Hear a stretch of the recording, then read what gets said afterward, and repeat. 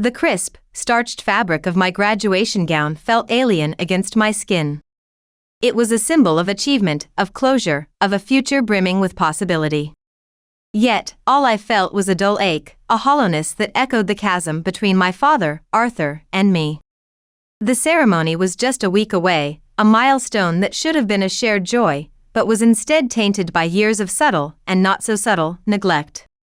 My parents, Arthur and Eleanor, divorced when I was barely old enough to form lasting memories.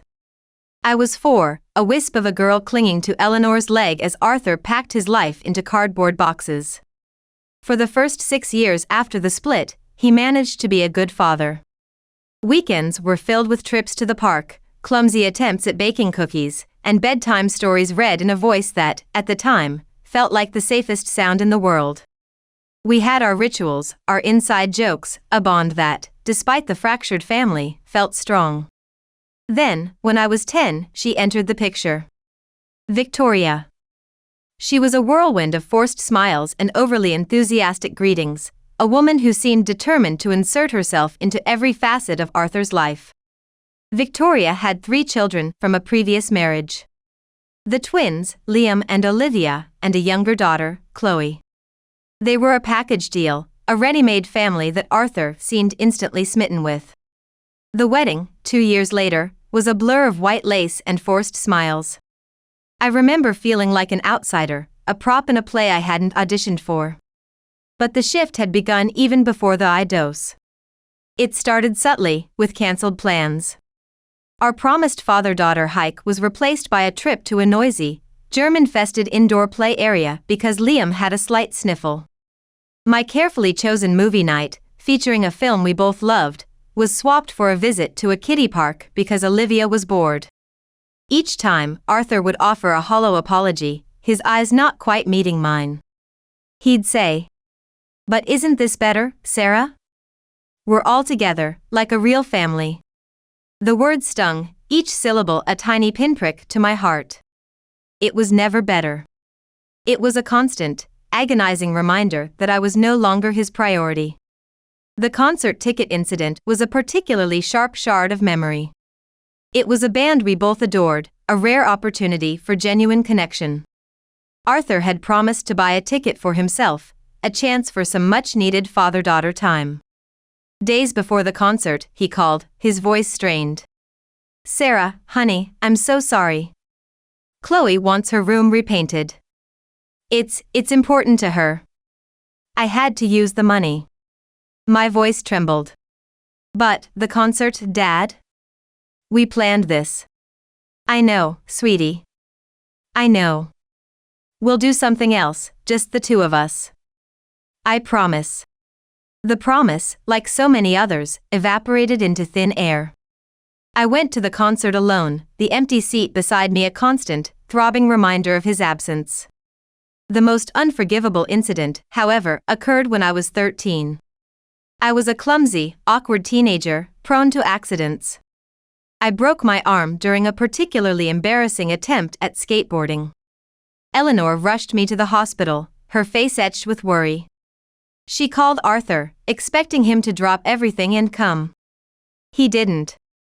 Chloe was having her tonsils removed. Apparently, both Arthur and Victoria were needed at the hospital for moral support. He called Eleanor, his voice distant and impersonal, and asked her to relay a message. "Tell Sarah I'm proud of her for being so brave and understanding." Brave? Understanding? I was curled up in a hospital bed, my arm throbbing, tears streaming down my face. I was anything but brave and understanding. I was furious, heartbroken, and utterly alone. Eleanor, bless her heart, didn't sugarcoat it. She told me exactly what he said, her eyes filled with a mixture of anger and pity. That was the moment something inside me hardened, a protective wall building around my heart. Whenever I tried to express my feelings, to articulate the pain of being constantly sidelined, Arthur would dismiss it with a patronizing wave of his hand. "Sarah, it's natural to feel a little jealous of sharing my attention. You'll understand when you're older." Jealous? It wasn't jealousy. It was a deep, searing wound, a feeling of being perpetually less than, of being an afterthought in the life of the man who was supposed to be my hero. In 2019, my school organized a trip with one of my school clubs. It was an expensive undertaking, and Eleanor, despite her best efforts, couldn't afford it on her own. She asked Arthur to contribute, reminding him of his earlier promise to help with such expenses. He initially agreed, promising to split the cost. Weeks turned into months, and the deadline for payment loomed. Eleanor had managed to scrape together her half, but Arthur remained elusive. Finally, he called, his voice laced with a familiar blend of apology and excuse. "Bills are tight, Sarah. It's Liam and Olivia's birthday, and we need to make it special for them." The words hit me like a physical blow. So, their birthday is more important than my trip? Don't be like that, Sarah. We'll do something as a family when you get back. It'll be even better. Forget it, Dad. I said, my voice cold and flat. You've made it perfectly clear who's more important. I'm going to stay with Mom, where I actually matter. Eleanor, my incredible, resilient mother, borrowed the remaining money. I went on the trip, but the joy was overshadowed by the bitter taste of Arthur's betrayal. When I returned, Arthur tried to smooth things over. He claimed he regretted making me feel less important, that he wanted to work on things. It felt like too little, too late. The damage was done. The trust was shattered. Then came the graduation money. A few weeks before the ceremony, Arthur handed me a significant sum, ostensibly to cover the costs of a party. He and Eleanor were supposed to be co-hosting the event, a final, fragile attempt at maintaining some semblance of a normal family. For a brief, fleeting moment, I allowed myself to hope. Maybe, just maybe, this was a turning point. Maybe he finally understood the depth of my hurt. My optimism was short-lived. A week before the graduation, Arthur called. His voice was heavy, filled with a dramatic urgency that immediately set my teeth on edge. "Sarah, it's Chloe. She's being bullied at school. She's having a really tough time. We were thinking, with that money you have, we could use it to cheer her up. It's her birthday soon, Anne." My blood ran cold. It was a replay of every past disappointment, every broken promise, every moment of feeling utterly insignificant. The sheer audacity of his request, the casual way he assumed I would sacrifice my own celebration for his stepdaughter, was breathtaking. "Are you serious?" I asked, my voice shaking with suppressed rage.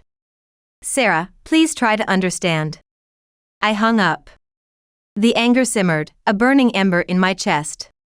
For 2 days, I wrestled with my emotions, battling between the desire to scream and the urge to simply disappear. Finally, I made a decision. I drove to Arthur's house, the envelope containing the money clutched tightly in my hand. The scene that greeted me was a picture of domestic bliss.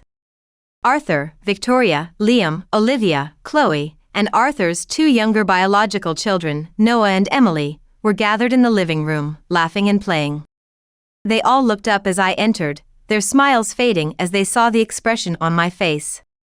Without a word, I walked over to Arthur and placed the envelope on the coffee table. "I don't want you at my graduation," I said, my voice clear and steady. "Any of you. You've made your choice, Dad. You've chosen them over me, time and time again. So, stay out of my life." The silence that followed was thick and heavy. Arthur opened his mouth to speak, but I cut him off. "Don't bother with excuses. Don't tell me how sorry you are. Don't tell me how much you love me.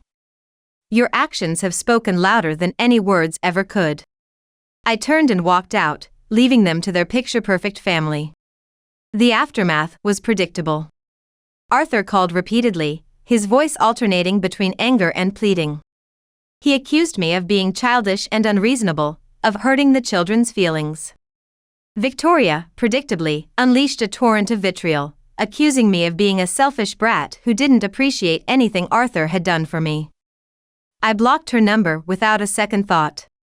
Eleanor called, and even though she said she understood, I could hear the pain in her voice, knowing that I'd just ruined any chance of making things work with my dad.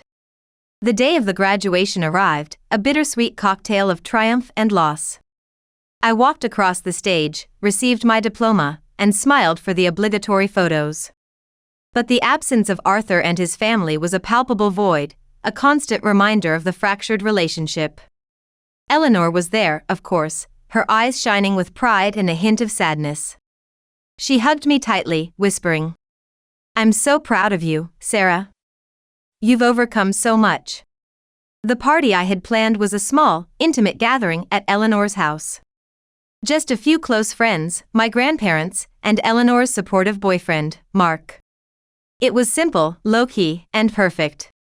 As the evening wore on, my best friend, Jessica, handed me a small, beautifully wrapped gift. "This is from all of us," she said, her eyes twinkling. "We know it's not much, but we wanted to do something special for you." I unwrapped the gift carefully, revealing a delicate silver necklace with a small, engraved pendant. It was a quote from a book we both loved. "The scars you can't see are the hardest to heal." Tears welled up in my eyes. Jessica knew. They all knew. They had seen the subtle slights, the quiet disappointments, the years of feeling like an outsider in my own family. Later that night, as I was getting ready for bed, Eleanor came into my room. She sat on the edge of the bed, her expression thoughtful. "Sarah," she began hesitantly, "I know things with your father are difficult. But I want you to know that I never wanted this. I never wanted you to feel like you had to choose between us." "I know, Mom," I said softly. "It's not your fault. He made his choices," Eleanor continued, her voice tinged with regret. "And he has to live with the consequences. But I hope, someday, you can find a way to make peace with it. Not for him, but for yourself." I nodded, but I knew it wouldn't be easy. The unseen scars, the ones Arthur had inflicted over the years, ran deep. The weeks following graduation were a blur of activity. I was busy preparing for college, securing a part-time job, and navigating the exciting, terrifying transition into adulthood. Arthur's calls and texts went unanswered, his attempts at reconciliation ignored. Then, one afternoon, I received a text message from an unknown number. "Sarah, it's Liam. Can we talk?" I hesitated. Liam, one of the twins, had always been the most neutral of Victoria's children. He hadn't actively participated in the favoritism, but he hadn't exactly stood up for me either. Curiosity, and perhaps a sliver of hope, got the better of me. I agreed to meet him at a local coffee shop. Liam looked different. He was taller, leaner, his teenage awkwardness replaced by a quiet confidence. He seemed genuinely nervous, fidgeting with his coffee cup as he spoke. "I know I don't have any right to ask this," he began, his voice low. "But I wanted to apologize. For everything. For how Dad treated you, for how we all treated you. It wasn't fair." I was taken aback. This was the first time any member of Arthur's new family had acknowledged my pain, let alone apologized for it. "Why now?" I asked, my voice guarded. Liam sighed. "Things have changed. After you left that day, after you told Dad you didn't want him at your graduation, it was like a bomb went off. Everything came to a head." He explained that Chloe's bullying incident had been a fabrication, a desperate attempt by Victoria to manipulate Arthur into giving her more money. The twins, increasingly disillusioned with their mother's behavior, had finally confronted her. "We realized how much she used us," Liam said, his voice filled with bitterness. "How she manipulated Dad, how she made everything about her and her kids. And how she made you feel like you didn't matter." The revelation was both shocking and strangely validating. It confirmed what I had always suspected. That Victoria was the driving force behind Arthur's neglect, the architect of my pain. Liam continued, explaining that the confrontation had led to a major rift within the family. Arthur, finally forced to confront the truth, had realized the extent of his mistakes. He had tried to reach out to me, but Victoria had intercepted his calls and messages, further fueling the conflict. He's not blameless, Liam admitted. He should have seen through her sooner. He should have protected you. But he's trying to change. He really is. Victoria moved out with Chloe. The twins are going low contact. I listened in silence, processing the information. It was a lot to take in. Part of me wanted to dismiss it all, to cling to the anger and resentment that had become so familiar. But another part, a small, hopeful part, yearned for reconciliation. I don't know what to say, I finally admitted. Liam nodded. I understand. I wanted you to know the truth. And I wanted to say I'm sorry for my part in it all. We talked for another hour, sharing stories, filling in the gaps. It wasn't a magical resolution, but it was a start. It was the first crack in the wall I had built around my heart.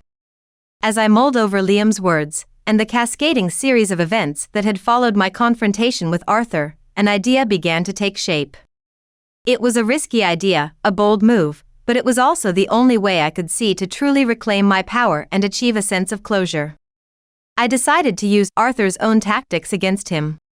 I would leverage the situation, the fractured family dynamics, to my advantage. My first step was to reach out to Noah and Emily, Arthur's younger biological children. They were innocent in all of this, caught in the crossfire of their parents' failing marriage and Victoria's manipulations. I arranged to meet them at a park, bringing along some of their favorite treats. Noah and Emily were hesitant at first, clearly unsure of how to navigate the strained relationship between their father and me. But I was patient, kind, and genuinely interested in getting to know them. We talked about school, their hobbies, their dreams. I didn't mention Arthur or Victoria, focusing instead on building a connection with them. By the end of the afternoon, they were laughing and playing, their initial apprehension forgotten. I had planted the seeds of a relationship, a bond based on genuine affection, not familial obligation. My next step was more calculated. I knew that Arthur was desperate to reconnect, to make amends. He had been leaving increasingly frantic voicemails, begging me to talk to him. I ignored them all, letting his anxiety build. Then, I sent him a text message. I'll meet you. But on my terms. And with certain conditions. He agreed immediately, his desperation palpable. We met at a neutral location, a quiet restaurant. Arthur looked older, his face lined with worry and regret. He started to apologize, to explain, but I cut him off. I'm not interested in apologies, I said, my voice firm. I'm interested in solutions. I laid out my terms. First, he would publicly acknowledge his mistakes, not just to me, but to Eleanor, to Noah and Emily, and to Liam and Olivia. He would admit that he had prioritized Victoria and her children over me, that he had neglected my emotional needs, and that he had failed me as a father. Second, he would make a substantial financial contribution to my college fund, a tangible demonstration of his commitment to my future. This wasn't about the money, it was about the principle. It was about him finally putting his money where his mouth was. Third, and most importantly, he would agree to ongoing family therapy, not just with me, but with all the affected parties. Eleanor, Noah, Emily, Liam, Olivia, and even Victoria, if she was willing. This was crucial. It was the only way to ensure that the underlying issues were addressed, that the cycle of dysfunction was broken. Arthur hesitated. My demands were steep, and they clearly challenged his ego and his carefully constructed image of himself as a good father. Sarah, this is a lot, he stammered. It's the price of your redemption, Dad, I said coldly. Take it or leave it. He looked at me, his eyes searching mine. He saw the steel in my gaze, the unwavering determination. He knew I wasn't bluffing. Finally, he nodded. Okay, he said, his voice barely a whisper. I agree. The following weeks were a whirlwind of uncomfortable conversations, tense family meetings, and painful revelations. Arthur, true to his word, began the process of making amends. He started with Eleanor. He apologized for his years of neglect, for the financial burden he had placed on her, and for the emotional toll his actions had taken on both her and me. Eleanor, while still hurt, acknowledged his apology and agreed to participate in family therapy. Next, he apologized to Noah and Emily. He explained, in age-appropriate terms, that he had made mistakes, that he had not always been the best father to me, and that he was committed to doing better. The children, young as they were, seemed to understand. They hugged him, their forgiveness a balm to his wounded soul. The most difficult confrontation was with Liam and Olivia. They were understandably wary, having witnessed firsthand their mother's manipulative behavior and Arthur's complicity. But Arthur persisted, acknowledging his role in the dysfunction and expressing his sincere regret. Liam and Olivia, while not fully forgiving, agreed to attend family therapy, recognizing the importance of healing the fractured family. The public aspect of my demand was less about a grand, theatrical gesture and more about a shift in Arthur's behavior. He stopped making excuses, stopped minimizing my feelings, and stopped pretending that everything was okay. He started showing up, consistently and genuinely, for both me and his younger children. He attended my college orientation, beaming with pride as I navigated the unfamiliar campus. He started showing up to Noah and Emily's school events. He began to engage with them, no phone calls from Victoria could interrupt. The financial contribution to my college fund was made without fanfare, a quiet transfer of funds that spoke volumes. It wasn't about the money, it was about the acknowledgement of his responsibility, the tangible demonstration of his commitment to my future. Family therapy was, predictably, a grueling and emotional process. Old wounds were reopened, painful truths were unearthed, and difficult conversations were had. Victoria, surprisingly, agreed to participate, although her sessions were often marked by defensiveness and denial. But slowly, gradually, progress was made. Arthur began to understand the depth of my hurt, the long-term consequences of his neglect. He learned to listen, to validate my feelings, and to take responsibility for his actions. Eleanor, too, found healing in the process. She was able to express her anger and resentment, to finally articulate the pain she had carried for so long. She and Arthur began to communicate more effectively, co-parenting Noah and Emily with a newfound respect and understanding. Liam and Olivia, initially skeptical, began to see a genuine change in their father. They witnessed his commitment to therapy, his willingness to confront his flaws, and his efforts to make amends. Their relationship with him, while still strained, began to heal. For me, therapy was a lifeline. It provided a safe space to express my anger, my sadness, and my lingering doubts. I learned to articulate my needs, to set boundaries, and to protect my emotional well-being. The scars, the unseen ones that Arthur had inflicted, would never completely disappear. But they were beginning to fade. The constant ache, the hollowness that had haunted me for so long, was slowly being replaced by a sense of peace, of closure. The graduation party I never had, the one that had been overshadowed by Arthur's selfishness, became a symbol of my resilience. I had taken back my power, reclaimed my narrative, and forged my own path to healing. The story didn't end with a perfect, fairy tale reconciliation. There were still awkward moments, lingering resentments, and unresolved issues. But there was also progress, growth, and a fragile, tentative hope for the future. Arthur and I would never have the close, idyllic father-daughter relationship I had once dreamed of. But we were building something new, something based on honesty, accountability, and a shared commitment to healing. I focused on my future, free from the weight of my father's neglect. The unseen scars remained, a reminder of the past, but they no longer defined me. They were simply a part of my story, a testament to my strength, my resilience, and my ability to overcome even the deepest of wounds. The story that should have concluded with a joyful graduation ended up with a more realistic, and perhaps, more satisfying conclusion. One of hope and the overcoming of past grievances. A story not defined by perfect endings, but by the difficult, messy, and ultimately rewarding journey of healing and self-discovery.